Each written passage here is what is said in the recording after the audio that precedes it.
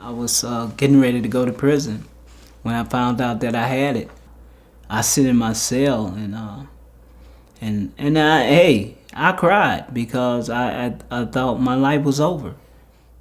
You know, tears. I couldn't stop crying. I still think about it sometimes. How did I get this far to get HIV? When I first got out of prison in February, I was scared, nervous, been locked up for a long time. I didn't know which way or where or who I was going to turn to for help.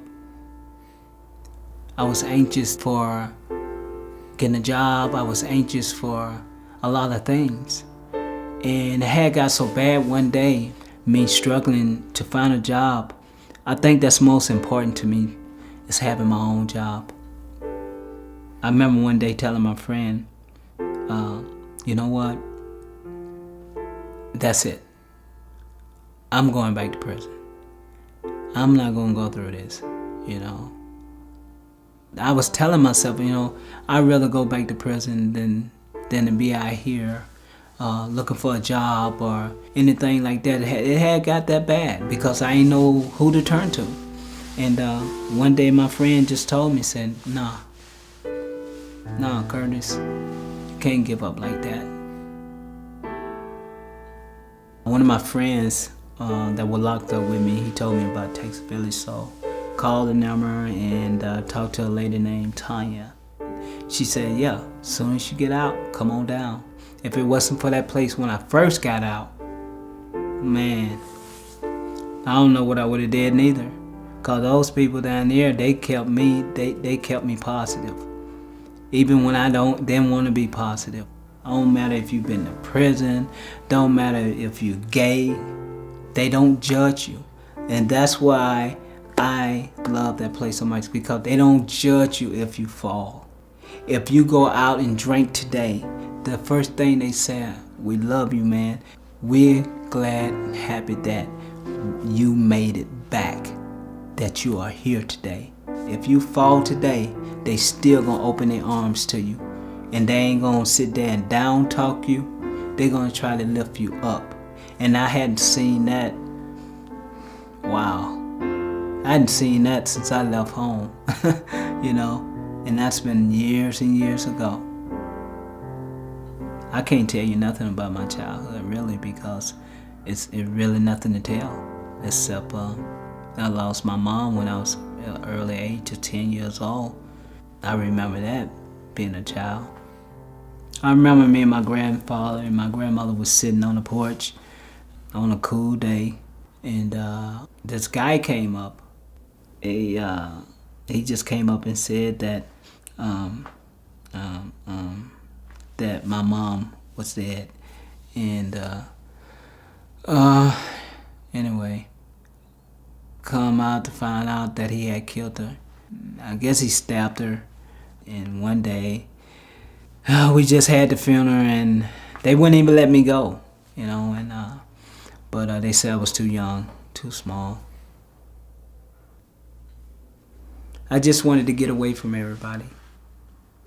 I wanted to get away from my family.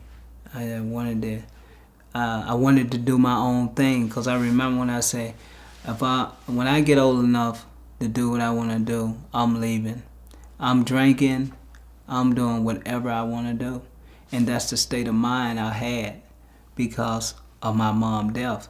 I don't care about nothing no more. And I think that's what got me where I am today, because something was taken away from me. So it's just, what was life? That's the way I thought about it. What was life? Life wasn't nothing without, you know, without my mother. People will help you. They helped me.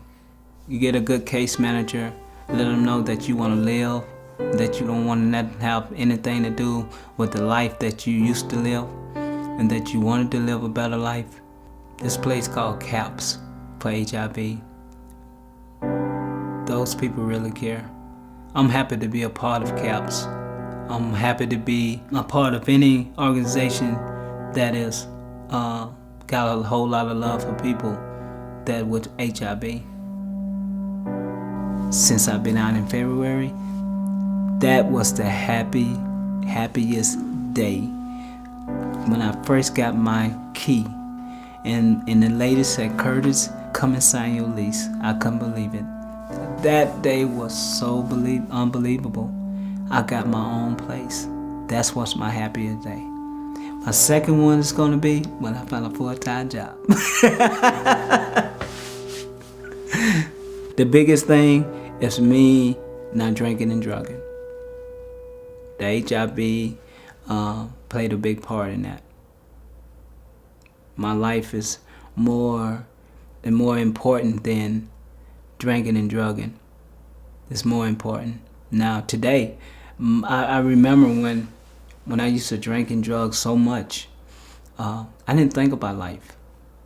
I don't think no one that drank and drug think about life until something like this hit them. How can I put it? It kind of scares me. You know what I'm saying? Because I've never been responsible for anything for a long time.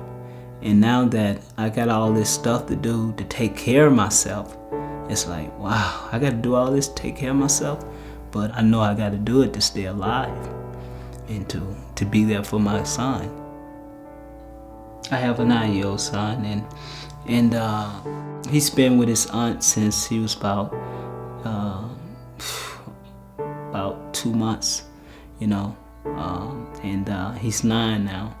And I thank God for having a wonderful aunt that take care of my son until I get my life together. I don't care what's out of my day. I'm gonna make sure that I call him all the way from Denver to Connecticut because that's where he's at. When I hear his voice, it makes me, especially when he said daddy, it even makes you stronger, knowing that you got a little kid sitting there waiting on his dad to get his life together. And that's what I'm really living for is my son. You know, I don't have my son right now, you know, but I'll be getting him back in 2009. You know, and that's if I don't keep living right or doing the right thing, I'm not gonna see him get him back in 2009. That's a big focus. That's what I got my focus on. I can just see my son's face, you know, smiling, you know. I never worked hard for anything. I always took the easy way out. But it's something about this time that I want to work hard for what I get. I go out and I look for a job every day. And when I get the door shut in my face, I ask God, what's going on? Yeah, it's hard. It's hard. I mean, because I want to turn back to my ways sometime. And then I look and I see sometime where I used to be, what I used to do. I said, oh man, nah, I can't. When I found out that I could go and talk to others and be happy,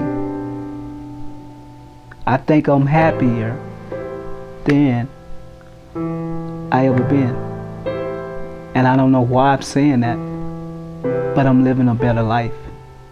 Because I know deep down inside, if I go out and put drugs or anything else in my body, my life is going to end just that fast. So, yeah, I feel good today. I mean, I feel good. A lot of people is afraid when they get this. The first thing come to their mind, death. And to me, like I say, I feel good. I feel good.